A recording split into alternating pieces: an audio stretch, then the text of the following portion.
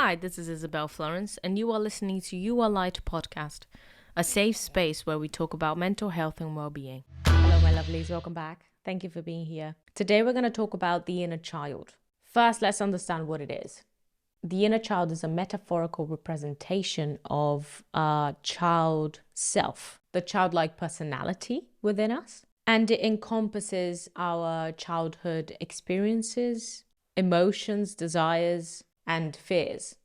Carl Jung believed that healing the inner child was crucial for personal development and understanding the authentic version of yourself. And I believe that by reconnecting with our inner child, understanding what we went through and how we felt, we can make contact with the most authentic version of ourselves.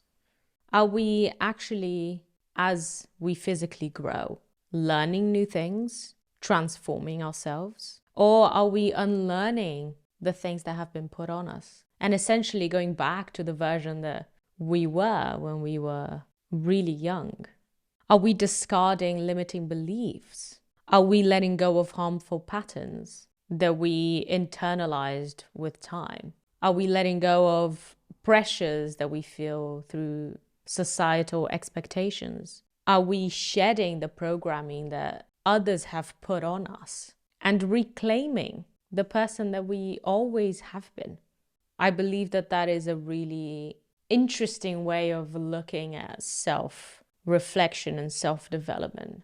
Not only about bringing in new information, learning from that new information, but also believing that the information that you really need has always been within.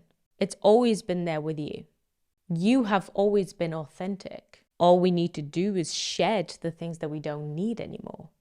That is my mindset when it comes to inner child work and reconnection. Is finding again that little girl or little boy that was shaped and molded to be something that they're not. And for that to happen, we need to listen to that kid. We need to validate their feelings. And we maybe need to reparent ourselves. So inner child work usually is regarding trauma. Trauma that you have suffered in childhood that might mean that you act in a certain way as an adult because you get triggered. If your inner child hasn't healed, anything that might happen that unconsciously takes you back to that moment where you were a child and you felt fearful will make you react in the same way that that child would. And when we talk about trauma, it doesn't have to be exceptionally painful, exceptionally deep. People talk about big T trauma and small t trauma. Both of these versions affect who we become as an adult and how we relate to people and situations. So it's not necessarily that you were physically abused. It might just be that you had moments in your life as a child where you felt neglected, fearful of being abandoned, helpless, ashamed of who you are. These feelings in a way stay with us in our bodies and they carry us through our lives as adults, dictating some of our behaviors. So the first step is to become conscious of your inner child, to bring some awareness towards this part of yourself that is still alive within. I want you to make sure that you speak to a professional through this work because it can be very painful. It can be very scary, especially if you had big T trauma in your childhood. So find a therapist that you really trust, someone that you feel your child self would be safe with, would feel held by. And if at any point in this episode you feel uncomfortable, please stop watching. So we become conscious of the inner child. We bring some awareness to this concept and we connect to that self with as much kindness as you can. You are looking at your childhood experiences with an adult eye. So it is natural to cast judgment on these experiences and say, that shouldn't really feel that traumatic. I don't know why I reacted like that as a child. I shouldn't have felt that angry or that sad at that situation. I don't want you to do that. I want you to validate every feeling that you felt as a child. It was all there for a reason, and it was all valid. Do not look back and judge yourself. That is the worst thing that you can do in your relationship to your inner child. And remember that everyone is worthy of love and respect, no matter what mistakes they might have made in their life. So it doesn't matter what you've been through. You are worthy of love, and your inner child is worthy of feeling validated, feeling held, feeling taken care of, feeling nurtured. And you can provide that because now you are an adult. You can parent your inner child. So let's talk a little bit about how childhood experiences can impact our adult life. Like I said before, you might have moments in your life where you feel triggered by the smallest of things that in your mind, rationally, wouldn't cause such an emotional reaction. But because of your childhood experience, being put in that situation resurfaces the same emotional feelings that you felt. So be aware of the times where you feel triggered. Be aware of the times that you feel very angry, very sad. Maybe you feel abandoned, you feel unloved, and allow yourself to explore what is going in your mind when that happens. What are the thoughts, the beliefs that are coming through? Because they will lead you to what the root problem is. If your loved one doesn't message you back very quickly, and it makes you very, very anxious, very scared, when actually they haven't given you any reason to feel like that, perhaps moments in your childhood made you feel abandoned, made you feel like people don't stick around, that it's very easy for people to forget about you. You feel emotionally neglected. And so something so small like someone not texting you back straight away will feel like a huge thing for you because it takes you right back to that moment where as a child you felt abandoned. Bring awareness to all of these things. What are your wounds? And then when you find out the root of your wounds, you can then work towards healing them. Our caregivers are dealing with their own issues while they are taking care of us and trying to make sure they give us everything we need.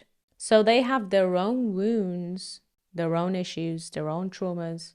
In a lot of cases, our inner child is suppressed by our caregivers. For example, let's talk about Rapunzel, the fairy tale. It's a really beautiful story that can bring so many lessons to us. Rapunzel was brought up by a narcissistic mother. Her mother had her own wounds, her own issues, her own struggles. Rapunzel dealt with gaslighting, with triangulation, with exploitation as a child. If she hadn't run away as an adult, which was her symbolism of healing that wound, she would have lived her life with very low self-esteem, feeling like she was flawed and unworthy, probably not believing in her own emotions. She would have had difficulty setting boundaries, not doing what other people want her to do. She probably would have been easily manipulated. She would have had difficulty with having a very intimate relationship, with fear of going through the things that she went through as a child. She also probably would have had some self-destructive behaviors.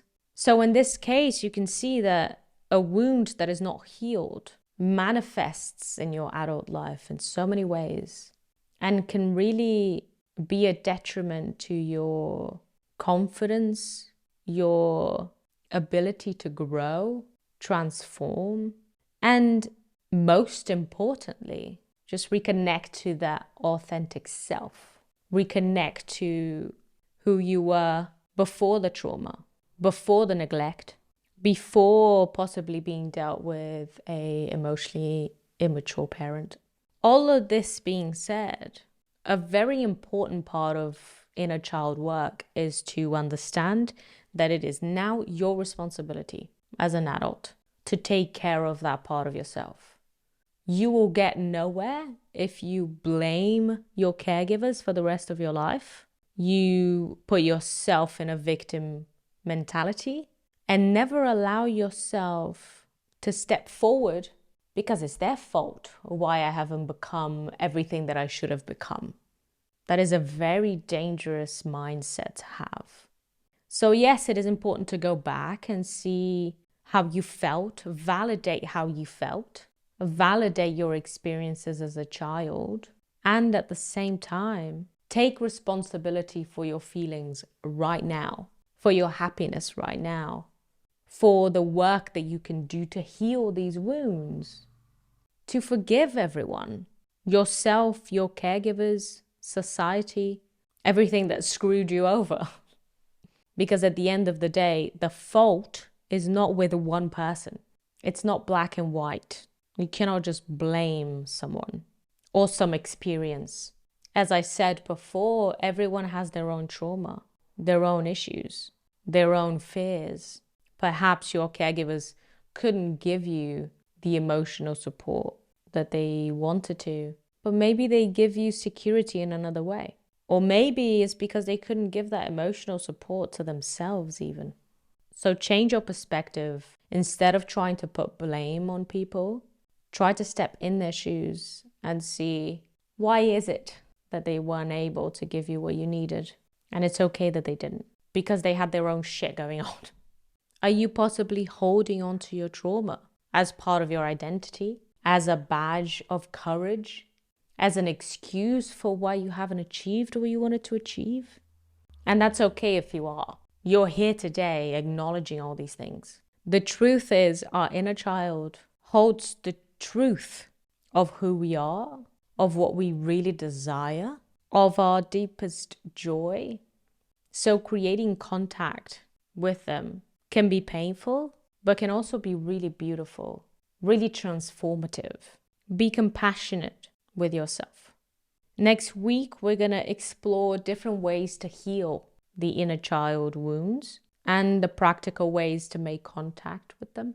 This week, I want you to find a picture of you as a very young child and either set it up as your phone screensaver or your computer screensaver, or I want you to print it and put it in the mirror in your bathroom.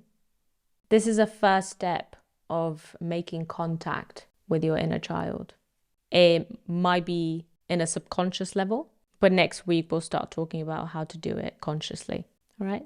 I love you very much, and I'll see you next week. Bye-bye. Thank you so much for listening. All the links are written down on the show notes, as well as resources for anyone struggling with their mental health. Don't forget to subscribe so you're notified when we release new episodes. Also, feel free to share our podcast with your friends and family. And if you'd like to get involved, explore our content, or support our work, visit our website www.yourlight.earth. That's yourlight.earth. Also, don't forget to follow us on Instagram at you.r.light. Have a wonderful week, and I'll see you next time.